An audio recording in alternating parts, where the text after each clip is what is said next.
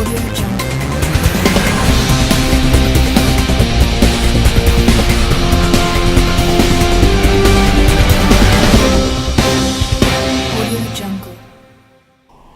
good afternoon. On behalf of the Bermuda Football Coaches Association, we'd like to thank all those in attendance this afternoon who have joined us to extend a warm Bermuda welcome to Gerard Houllier, who is here on island to support coaching education initiatives for the Bermuda Football Coaches Association.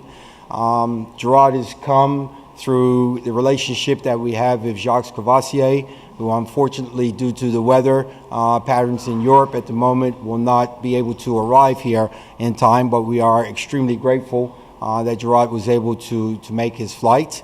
We want to acknowledge those members within the audience, representatives of the Bermuda government, Norbert Simons from the Department of Youth and Sport, Bermuda Referees Association represented by Mr. Lionel Can, fellow executive members of the Bermuda Football Coaches Association, Maurice Lowe, who is the Player Development Director at the Bermuda Football Association, and the officials from the Liverpool Supporters Club here in Bermuda. I have to my left Mr. Maceo Dill, who is the Vice President of the organization. And again, we say welcome to Gerard Houllier. We look forward to sharing within his knowledge and gaining insight from him over the course of the weekend. So welcome to Mr. Houllier. Thank you.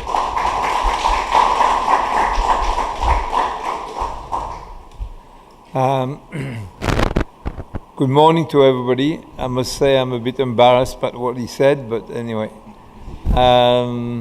The only thing you can say is there are less snow in Paris than in Geneva. Jacques Cavassier lives in Geneva and definitely couldn't make it today as well. Or maybe as a top coach, sometimes you have to deal with difficult situations and you manage to go through still. And maybe he was stuck in Geneva. I couldn't be stuck in Paris. I said I promised I would come, and I said to Henrik and Richard yesterday, this time in no way, despite a voice problem, in no way I would cancel my my trip to you. Thank you very much for your hospitality. Jack told me you were nice people. I think he told me, he didn't tell me the truth. You are outstanding people. The hospitality, the warmth, the smile on your face is great. I mean, you feel you want to give because you feel people are ready really to share something, some experience with you. And I really appreciate that, I must say. Thank you very much.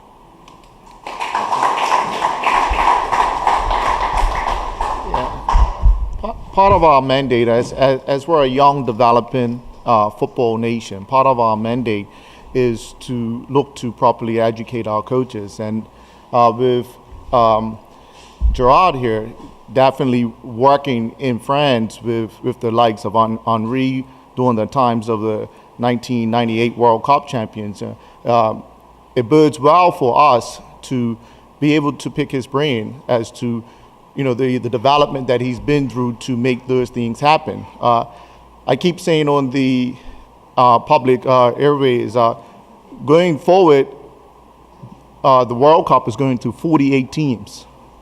That's going to increase the opportunity through CONCACAF for small nations like Bermuda. We're going from three spots to 8 spots, potentially 9 spots.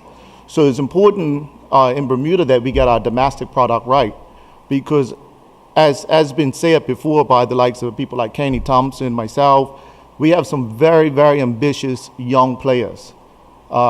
We have at young players, world-class young players. What we need to create in Bermuda is world-class coaches that can facilitate the ambition and the growth of those young players. So, welcome to Bermuda, and we're looking to gain as much knowledge and exposure from you being here. Thank you for coming. You've had a long career. What would you say has been highs and lows of your career, and what can people expect to hear from you over the next few days in Bermuda? Two things. When you have a long career, you obviously have highs and lows, because and it's probably because you have the lows that you can have the highs on the back of the lows. Maybe we'll mention that during my stay, but I mean, I had at some stage in my career very difficult period, and also I had very, very successful period. That's part of all managers. I would say I'm more than a builder. So when I took the national team and when I took the French technical direction, we prepared 1998. We really prepared. It took us 10 years. The same way the German between 2004 and 2014 when they were champion. It took them 10 years as well. You know that when you have, maybe with Liverpool we turned the corner and we did things right to put the club into another century. And of course I'm pleased that now they're doing so well.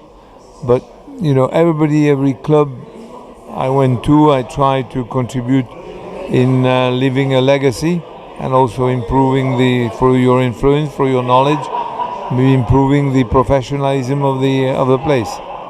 Now, managing is about patience to build what you want and having the confidence of the club and the players to get you to where you're going. Some of those managers don't get the time. What do you attribute that to? Because we're not living in a world, and particularly in an era where patience is a virtue.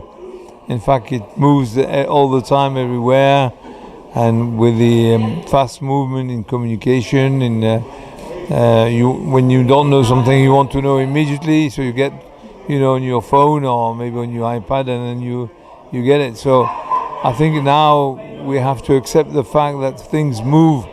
It used to move at walking pace. Now it's at running pace, and you've got to catch up with that. And so that means, for instance, for a coach, you need to win in style, but also in a very short period because you don't have the time. The English Premiership is far and the most exciting, as they would say, and you see a lot of managers in and out, but the styles are changing.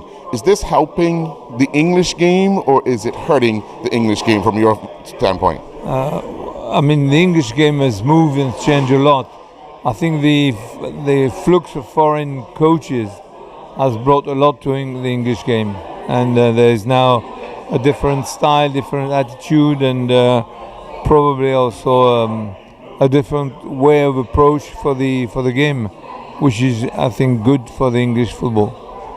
Now you're here. You're going to be having a information session this evening, and then you're going to take some coaches through some drills tomorrow.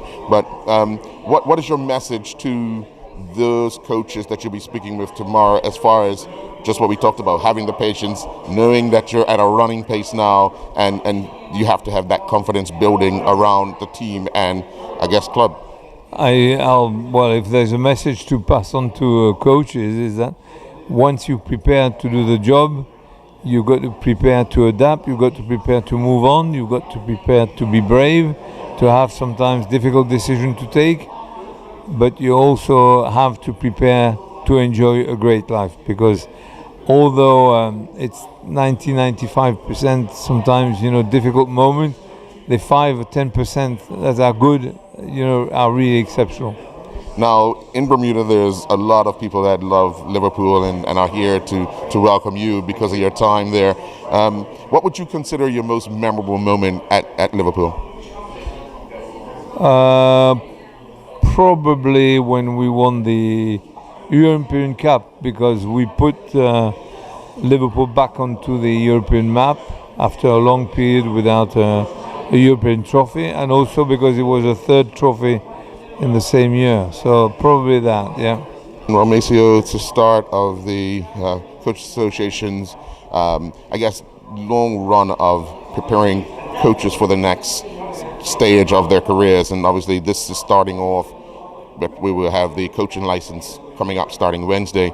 But how does this set you guys up to have coaches come in here from someone of Gerard Houlier's stature and then want to aspire to be to get a higher license? Well, it's important that we interact with people like Gerard Houllier. I mean, we can go to school or we can get a license, that qualifies us to be a coach. But the real growth of coaching is the interaction with people that have done stuff. So when you interact with people that are actually achieve the things that we're looking to achieve, you pick up certain things that you might not be able to pick up at a license. And a license qualifies you, and we endorse and we encourage people to get a license because it qualifies you as a coach. But these are the real interactions that are necessary for Bermudians. Part of my own growth is traveling throughout Europe and the interaction and asking certain questions that are not covered in a license. So this bodes well for us. This is something, and also for our association, us making ourselves relevant in the growth of football. So we've got a great partnership with the BFA, so we're trying to create partnerships with Bermuda to develop football, because what's important in our development of football, it goes into social, it goes into economic, and all those things are very important in facilitating football and facilitating coaching. So we know football crosses a lot of boundaries. As you see that we've got a French guy in Bermuda, so that's what we're looking to do, be exposed so we understand better how to deliver football. And none other than somebody that's prepared players to play in the World Cup.